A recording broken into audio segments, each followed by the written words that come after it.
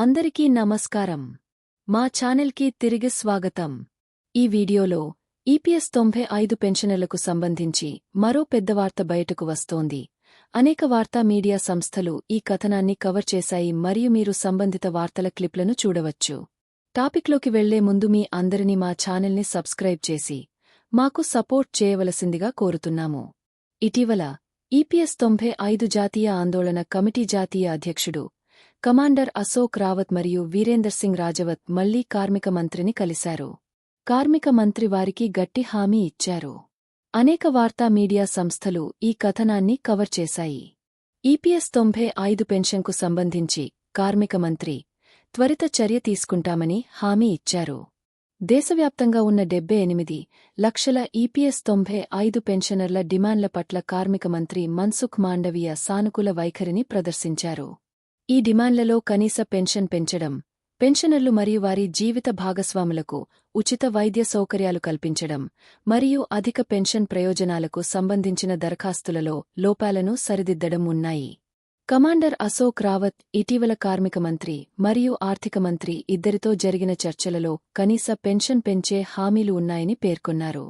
అయితే 2025 నుంచి 26 వరకు కేంద్ర బడ్జెట్లో అలాంటి ప్రకటన లేకపోవడంతో పెన్షనర్లు నిరాశ చెందారు. దీనికి ప్రతిస్పందనగా ఫిబ్రవరి 20న ఎన్ఎస్సీ ప్రతినిధి బృందం మరియు కార్మిక మంత్రి మధ్య ఒక ముఖ్యమైన సమావేశం జరిగింది.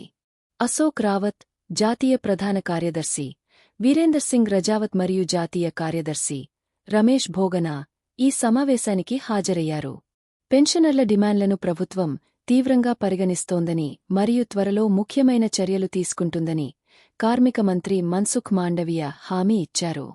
సీనియర్ సిటిజన్ల జీవితాలను మెరుగుపరచడానికి ప్రభుత్వం పూర్తిగా కట్టుబడి ఉందని మరియు పెన్షనర్లకు మెరుగైన వైద్య సౌకర్యాలను అందించడంలో మరియు అధిక పెన్షన్ పథకాన్ని సమగ్రంగా సమీక్షించడంలో వేగంగా పనిచేస్తుందని ఆయన నొక్కి చెప్పారు. అయితే పెన్షనర్లు న్యాయమైన హామీలతో సంతృప్తి చెందరని ఎన్ఎస్సీ ప్రతినిధి బృందం స్పష్టం చేసింది. వారు దీర్ఘకాలంగా పెండింగ్లో ఉన్న సమస్యలను పరిష్కరించడానికి అధిక పెన్షన్లపై నిర్దిష్ట చర్యలు తీసుకోవాలని డిమాండ్ చేస్తున్నారు. ఈపీఎస్ 95 పెన్షనర్లు ఇప్పుడు ప్రభుత్వం యొక్క రాబోయే చర్యలను నిశితంగా గమనిస్తున్నారు. ఈ వార్త ప్రింట్ మీడియాతో సహా వివిధ మీడియా సంస్థలలో విస్తృతంగా ప్రచురించబడింది.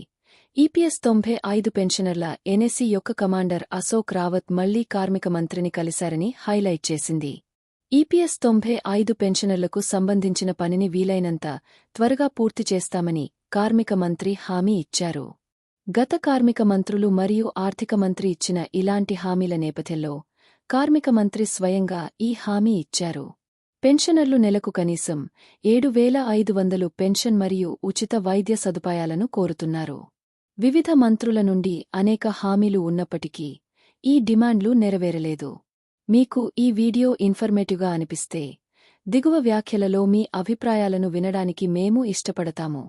దయచేసి ఈపీఎస్ 95 పెన్షన్లకు సంబంధించిన అన్ని విషయాల గురించి అప్డేట్గా ఉండటానికి మా ఛానల్ని లైక్ చేయండి, షేర్ చేయండి మరియు సబ్స్క్రైబ్ చేయండి. ఈ వీడియో చూసినందుకు ధన్యవాదాలు.